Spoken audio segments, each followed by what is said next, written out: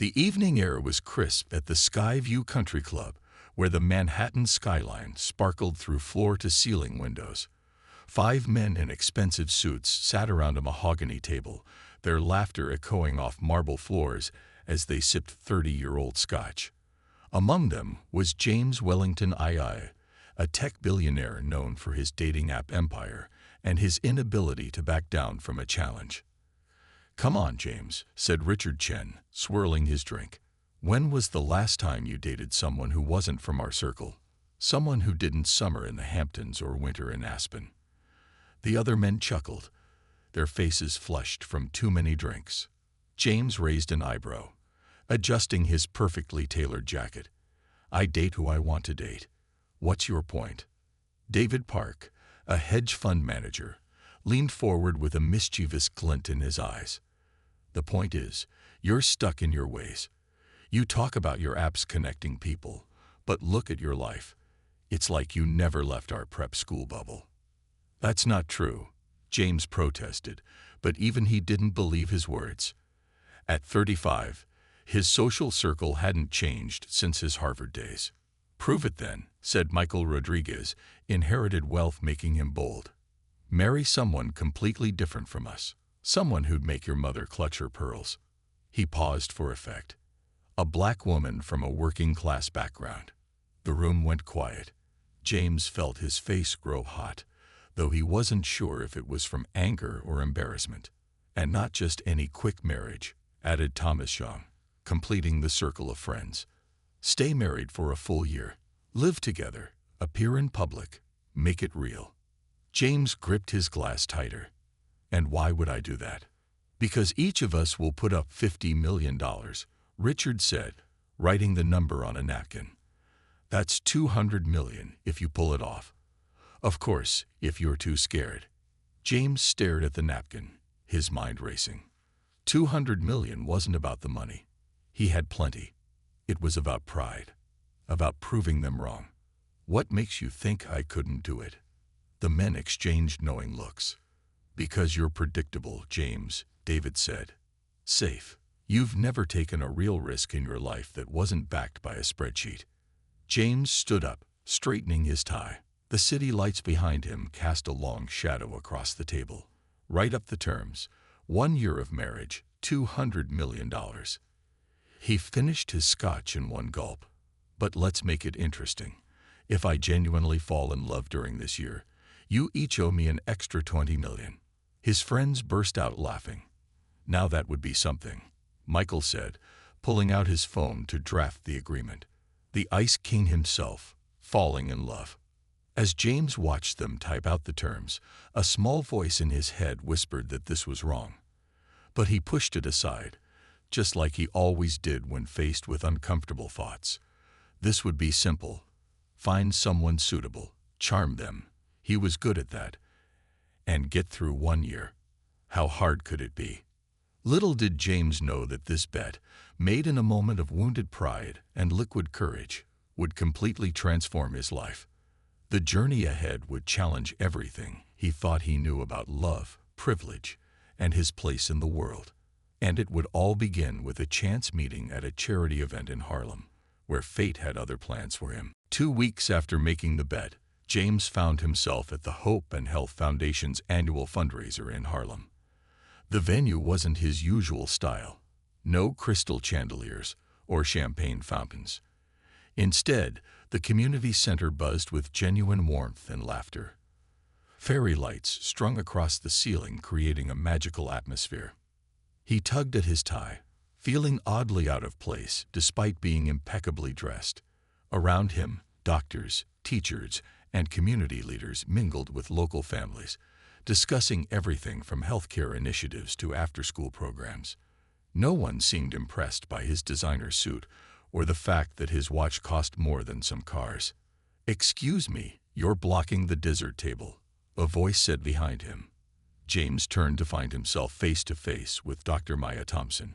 She wore a simple blue dress, her natural hair styled in elegant twists, and carried herself with quiet confidence that made his rehearsed charm feel suddenly inadequate. "I'm sorry," he stepped aside. then noticed she was struggling with a stack of folders. "Let me help you with those." "Thanks, but I've got it," she replied, somehow managing to grab a cookie while balancing her load. "Though if you really want to help, we're always looking for volunteers at the clinic." The clinic. Maya's eyes lit up. "The Children's Hope Clinic. We provide free health care to kids who need it most." She studied his face. "You're not from around here, are you?" James felt his cheeks warm. "That obvious, huh? I'm James Wellington, the dating app guy." Maya raised an eyebrow. "What brings you to our humble fundraiser?" Before he could answer, a small boy crashed into Maya's legs, almost making her drop everything. "Dr. Maya. Dr. Maya.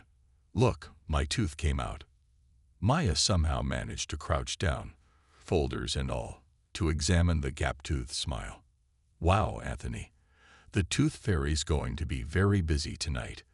The boy beamed and ran back to his mother, who waved gratefully at Maya. James watched the interaction, something stirring in his chest. This wasn't the polite, practiced kindness he was used to seeing at charity galas. This was real. "Sorry about that." Maya straightened up. "Kids don't care much about formal events." No, it was. James searched for the right word. Nice. Real. He gestured at her folders. "At least let me help you take these wherever they're going." Maya hesitated, then handed him half the stack. "Fine, but only because these grant proposals are giving me arm cramps." As they walked through the community center, Maya pointed out various programs: the reading corner where volunteers tutored kids after school, the small kitchen where cooking classes taught healthy meal prep on a budget, the makeshift clinic where she saw patients twice a week. "We do what we can with what we have," she said, pride evident in her voice. "But imagine what we could do with proper funding." James looked around, really seeing the place for the first time. Children's artwork decorated the walls, and every room seemed to serve multiple purposes. It was worlds away from his sterile office tower, but somehow felt more alive. What if he started, then paused? His original plan had been to find someone suitable and make a straightforward proposal. But standing here, watching Maya greet every person by name, seeing how she poured her heart into this place, he felt ashamed of his bet. "What if I could help? With funding, I mean." Maya turned to him, her expression skeptical but interested. "And what would you want in return, Mr. Wellington?" "Dinner," he suggested, trying to sound casual, "just to discuss the possibilities." Maya studied him for a long moment, and James felt like she could see right through him. Finally, she smiled. "Okay, but I picked the place. And fair warning, I'm not impressed by fancy restaurants." As they exchanged numbers, James realized he was actually nervous. For the first time in years, he wasn't in control of the situation. Maya wasn't impressed by his wealth or status. She challenged him, made him see things differently, and somehow, that made him want to know her more. Little did he know, this simple meeting would lead to conversations that would change his perspective forever, and feelings that would make him question everything he thought he knew about love and worth. True to her word, Maya chose a small family-owned restaurant for their first dinner. The place was packed with locals, the aroma of home-cooked food filling the air. James felt oddly comfortable despite being the only person wearing a suit. "You can stop looking so surprised," Maya laughed, watching him devour his food. "Not everything good comes with a Michelin star." Over the next 3 months, James found himself drawn into Maya's world. Their dinner meetings to discuss clinic funding turned into long walks through her neighborhood, where she knew every shopkeeper by name. Weekend charity events became cooking lessons at her small apartment, where she taught him how to make her grandmother's recipes. "You're holding that spoon like it's going to bite you," Maya teased one Sunday afternoon, watching him attempt to stir the soup. Her kitchen was tiny compared to his professional grade one, but somehow felt more like home. "I've never actually cooked before," James admitted, focusing intently on the task. "We always had staff for that." Maya shook her head, stepping closer to guide his hand. Everyone should know how to feed themselves. It's not just about the food. It's about caring enough to make something for people you love. The word love made James freeze. The bet lurked in the back of his mind, making him feel guilty whenever Maya showed him such genuine kindness. But he pushed the thought away, just like he'd been doing more and more lately. Their worlds continued to collide in unexpected ways. Maya attended one of his company's charity galas, turning heads in a simple but elegant dress. She wasn't intimidated by the wealthy crowd, instead charming them with stories about her clinic and the real impact of their donations. "Your girlfriend is different," Richard commented during the gala, watching Maya talk passionately about healthcare inequality to a group of investors. "She's not like anyone I've ever met," James replied honestly, realizing how true those words were. But it wasn't all smooth sailing. When James took Maya to his exclusive country club, he overheard whispered comments that made his blood boil. For the first time, he noticed the barely hidden prejudice in his social circle. He found himself speaking up, defending Maya, and calling out their behavior. "You didn't have to do that," Maya said later, though he could see how much it meant to her. "I'm used to it." "You shouldn't have to be," James replied, really understanding for the first time how different their experiences had been. One rainy evening, while they were walking back from a community theater show, Maya stopped under his umbrella and looked at him seriously. "What are we doing, James?" she asked. "You're this billionaire tech guy, and I'm just a doctor running a free clinic. Our worlds are so different." James pulled her closer, his heart racing. The bet seemed distant and meaningless now. "Maybe that's exactly why we work. You make me see things I was blind to before. You make me want to be better." Maya studied his face, searching for something. "And you're okay with what people say about us?" "I don't care what they say," he replied firmly. "I care about you." Standing there in the rain, James realized with startling clarity that he wasn't pretending anymore. The bet that had started this whole thing now felt like a distant nightmare. Maya had shown him a world beyond his privileged bubble, one filled with real connections, genuine compassion, and love that didn't come with a price tag. But as he leaned in to kiss her, the guilt of his original intentions weighed heavily on his chest. Maya deserved to know the truth, but telling her could mean losing her forever. The thought scared him more than he'd ever expected, because somewhere between fancy galas and home-cooked meals, between charity events and rainy evening walks, he'd done the one thing he never thought possible. He'd fallen completely, genuinely in love. The proposal happened naturally one evening at Maya's clinic. James had come to help her organize medical supplies, something he'd never imagined doing 6 months ago. Watching her comfort a scared child during a vaccination, the words just slipped out. "Marry me," he said later as they were locking up. Maya nearly dropped her keys. "What did you just say?" James hadn't planned this moment. He had no ring, no romantic setting, but somehow it felt right. "I want to marry you. I love how you care about everyone. I love how you've changed the way I see the world. I love you." Maya's eyes filled with tears, but she was smiling. "You're asking me to marry you while we're sorting Band-Aids. Is that a yes?" "You're crazy," she laughed, then pulled him close. "But yes." News of their engagement spread like wildfire. The headlines were predictable. "Tech billionaires surprise romance. Cross-cultural love story of the year." Maya's family welcomed James warmly, though her father pulled him aside for a serious talk. "My daughter has a good heart," he said, his eyes stern but kind. "She believes in you. Don't prove her wrong." The guilt gnawed at James's stomach, but his feelings for Maya were real now. The bet seemed like a distant nightmare. They planned the wedding together, merging their different worlds. Maya wanted a ceremony that honored her family's traditions, while James's mother insisted on certain social obligations. Somehow, they made it work. The big day arrived on a perfect spring morning. The ceremony was held in a historic church that Maya's grandparents had attended, followed by a reception at one of the city's most exclusive venues.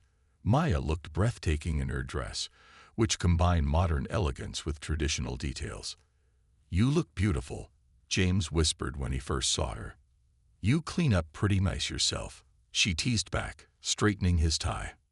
6 months into their marriage, life had fallen into a beautiful rhythm.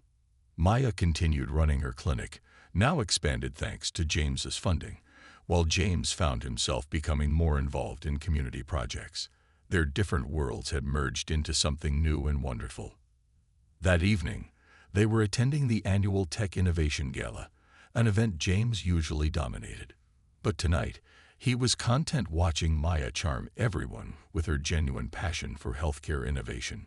"Your project to bring medical care to underserved communities is fascinating," Dr. Thompson said, a prominent investor, clearly impressed. Maya was explaining her plans to expand the clinic's mobile health services when Richard stumbled into their conversation.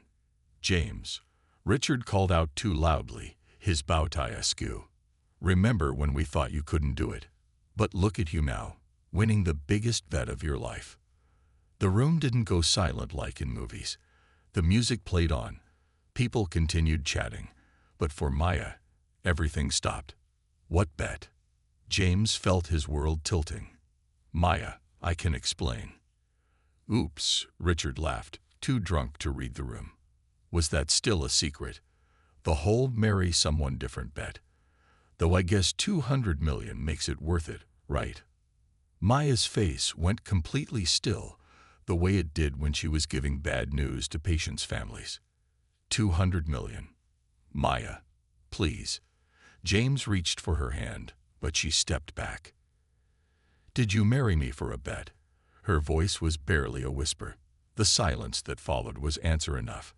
Maya turned and walked away, her heels clicking against the marble floor.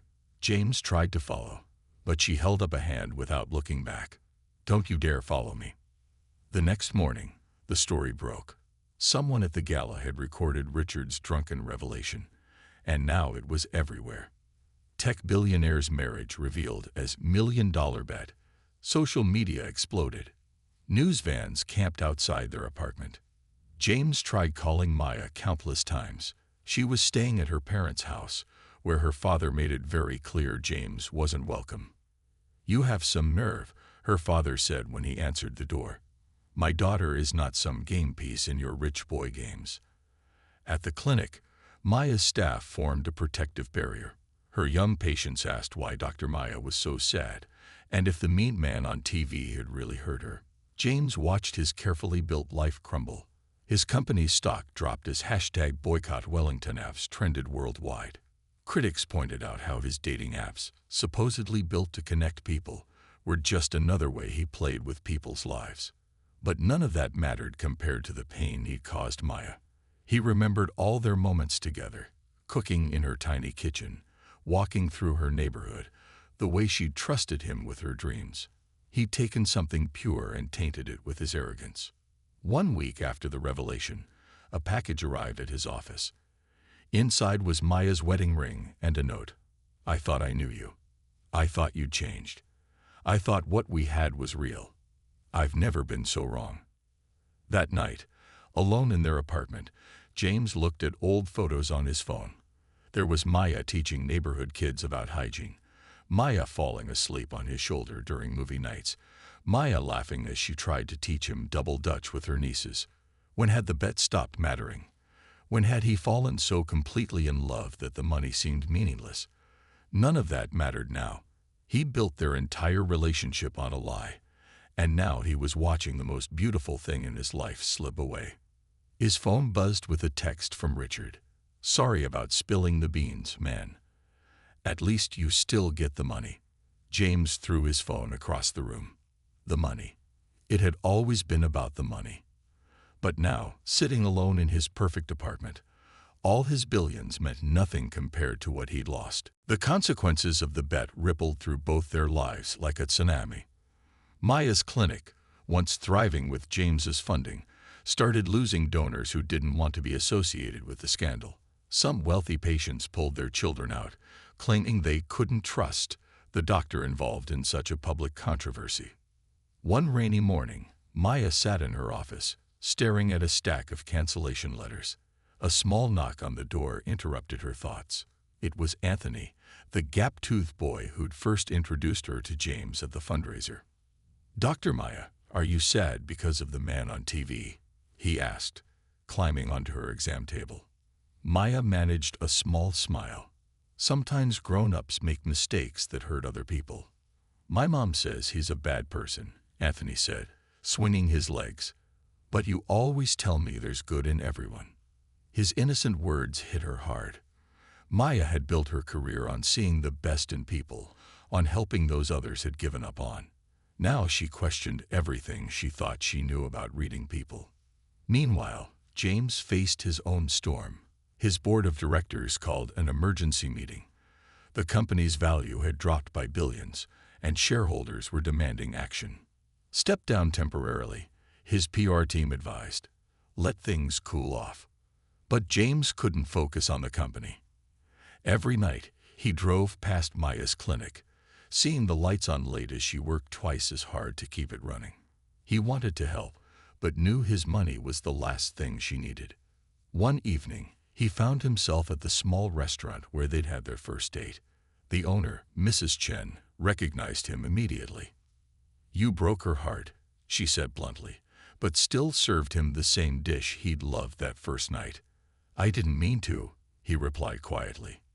"Intentions mean nothing without actions," Mrs. Chen said, her wise eyes seeing right through him. "What are you doing to fix it?" That question haunted him. His expensive lawyers couldn't solve this. His money couldn't buy back trust.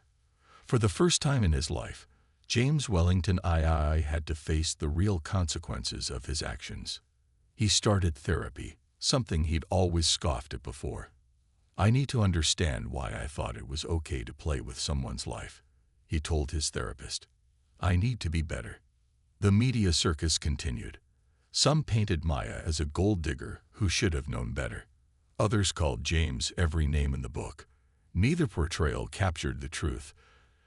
Two people who had genuinely fallen in love, their relationship poisoned by a secret. Maya threw herself into work, but the pain followed her. Every love story on TV felt like a lie. Every patient who asked about her marriage reopened the wound.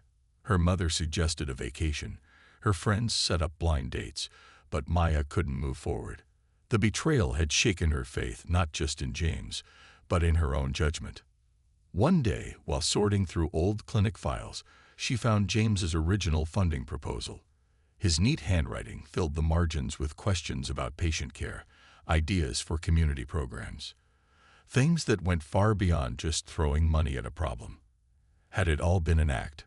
Or had the man who wrote those notes, who cared about her community, been real? The lowest point came when Maya had to lay off 2 clinic staff members. That night, she finally broke down in her father's arms.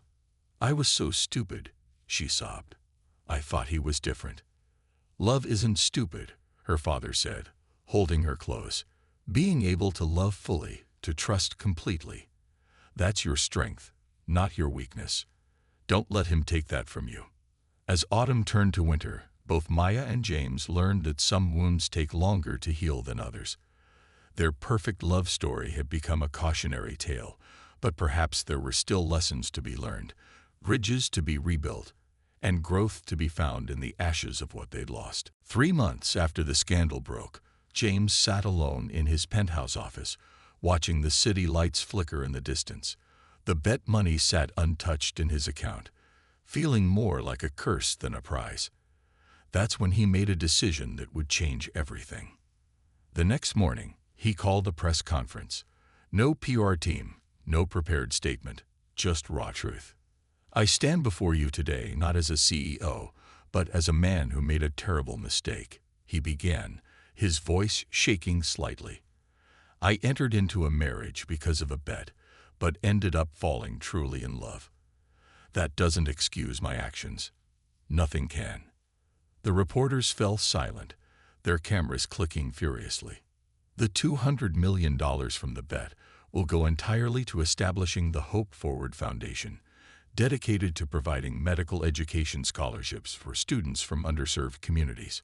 I won't be involved in running it. A board of community leaders, including educators and healthcare professionals, will manage everything. He paused, looking directly into the cameras. To Maya, I know you probably won't see this, but I'm sorry. You taught me what real love and compassion look like, and I betrayed that in the worst way possible. After the press conference, James did something unprecedented. He started showing up at community service events with no cameras around. He volunteered at soup kitchens, joined neighborhood cleanup efforts, and attended local council meetings about healthcare access. "Why are you really here?" asked Mrs. Chen one day, finding him washing dishes at her restaurant's weekly community dinner.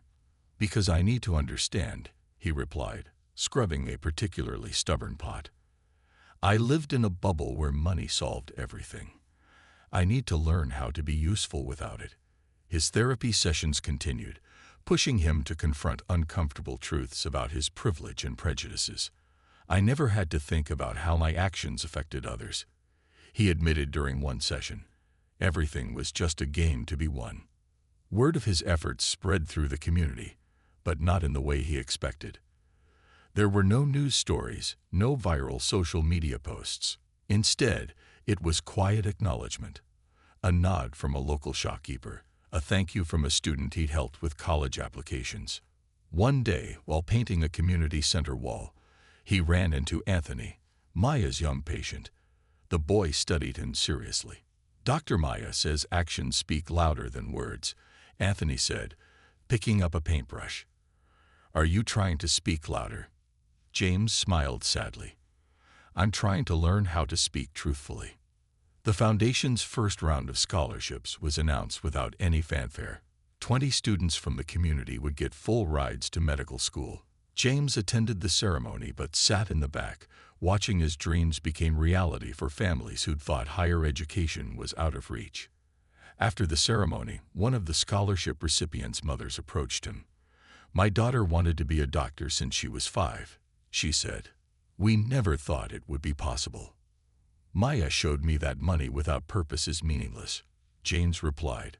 "These scholarships, they're not about me making amends. They're about doing what's right." His old friends tried to pull him back into their world of exclusive clubs and casual bets. He declined every invitation. Instead, he spent his evenings attending community board meetings, learning about real issues affecting real people. One night, as he helped close up the community center, the elderly janitor who'd been watching him for weeks finally spoke up. "You know, young man, redemption isn't about erasing the past. It's about building a better future." James looked around the community center, its walls now bright with fresh paint and children's artwork. "I'm starting to understand that," he said quietly. The bet that had started as a game had transformed into something much more meaningful, a journey of genuine change. James knew he might never win back Maya's love, but perhaps he could become the kind of person who truly deserved it. 8 months after their separation, Maya was finally finding her rhythm again. The clinic was stable, thanks to new partnerships she'd developed with local hospitals. She'd even started smiling more, though her mother still worried about her working too hard. One morning, while reviewing patient files, her assistant rushed in. "Dr. Thompson, you need to see this." On her computer screen was news about the Hope Forward Foundation's latest initiative, mobile health clinics reaching communities even her practice couldn't serve. The program was exactly what she'd dreamed of doing, but never had the resources for. "The interesting part," her assistant said, "is that James Wellington isn't involved in running it. He just funded it and stepped back. The whole thing is managed by community healthcare workers." Maya closed the browser, but couldn't close off her thoughts. Over the past months, she'd heard whispers about James's changes. Mrs. Chen told her he still helped with community dinners. Anthony's mother mentioned seeing him tutoring kids at the library. "He's different now," Mrs. Chen had said while packing Maya's usual takeout order. "Not trying to prove anything, just trying to do better." Maya wasn't ready to forgive, but she couldn't deny the impact of the foundation's work. Last week, one of her former patients had received a full medical school scholarship. The girl's mother had cried during the announcement, talking about generations of dreams finally coming true. One rainy evening, while locking up the clinic, Maya found James sitting on the steps, completely soaked. "What are you doing here?" she asked, her heart racing despite herself. "I needed to tell you something," he said, standing but keeping his distance. "I'm stepping down from my company. Permanently." "What? Why?" "Because I finally understand what you tried to teach me. Success isn't about money or power. It's about making a real difference in people's lives." Maya studied him. His expensive suit was ruined by rain, his hair a mess. He looked nothing like the polished billionaire who'd first walked into her fundraiser. "The foundation," she said. "It's doing good work. It's doing what you always wanted to do," he replied. "I remember every conversation we had about healthcare access, every dream you shared. I couldn't give you the truth then, but I can help make those dreams real now." "Why are you really here, James?" He took a deep breath. "To ask if you'd consider couples counseling. Not to get back together," he added quickly, "but because I need to understand how to be better. And maybe you need to understand too." Maya felt tears mixing with raindrops on her face. "You hurt me so deeply." "I know. And I'll spend the rest of my life trying to make up for that. Not to win you back, but because it's the right thing to do." A car passed by, its headlights illuminating them for a moment. Two people standing in the rain, weighted by past mistakes and possible futures. "I have conditions," Maya finally said.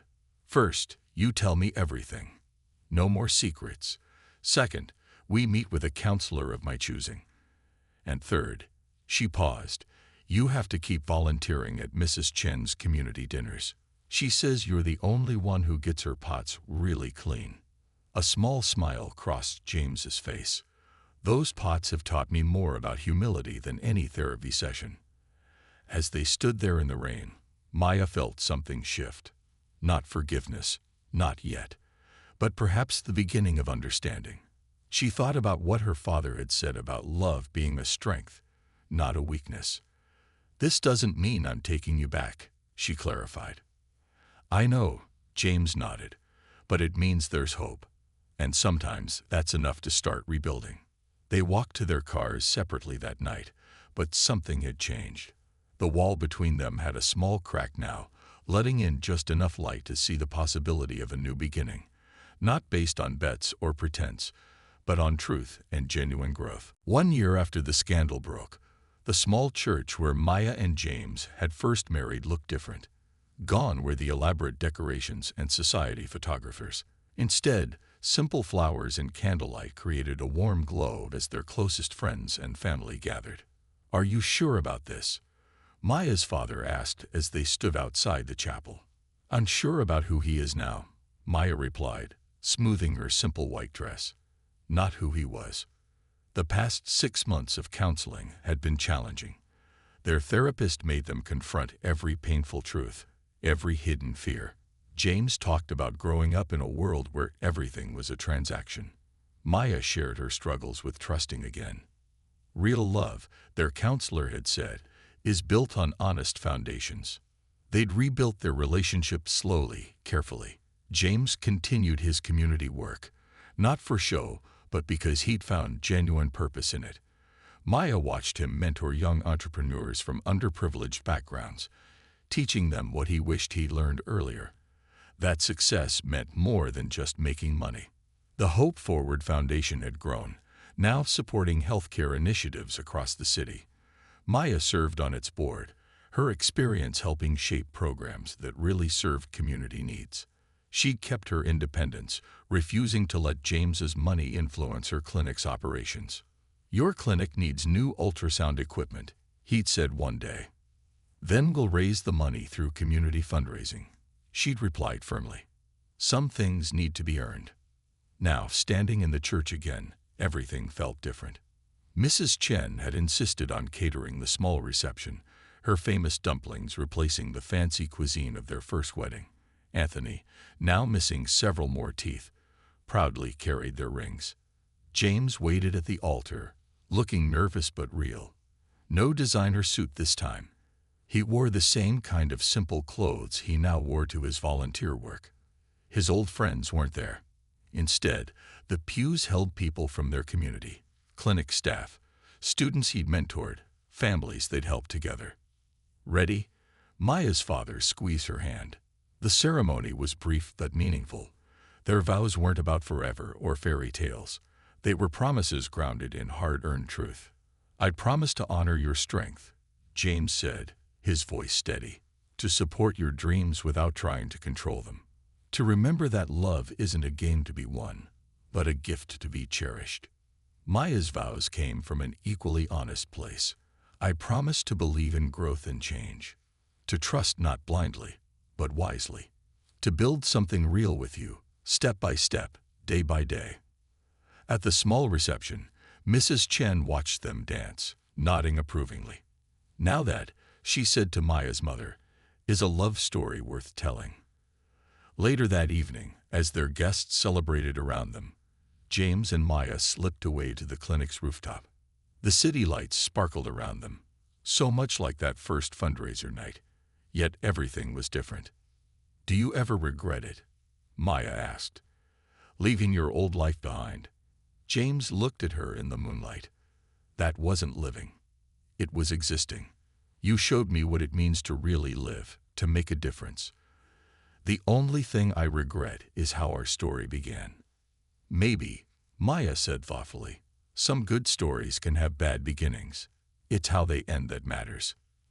As they stood there, a siren wailed in the distance. Maya instinctively checked her phone. Old habits of a dedicated doctor died hard. "Go," James smiled. "I know that look." "You'll have to rain-check our first dance as newlyweds," she warned. "I'll help you set up the exam room," he replied, already heading for the stairs. "Those supply shelves won't organize themselves." And that's how their new chapter began. Not with grand gestures or fairy tale endings, but with real love, honest work, and the understanding that the best relationships aren't about perfect beginnings, but about growing and learning together, day by day, choice by choice. As they hurried down to the clinic, still in their wedding clothes, ready to help whoever needed them, both knew that this messy, real, purposeful life together was worth more than any bet in the world.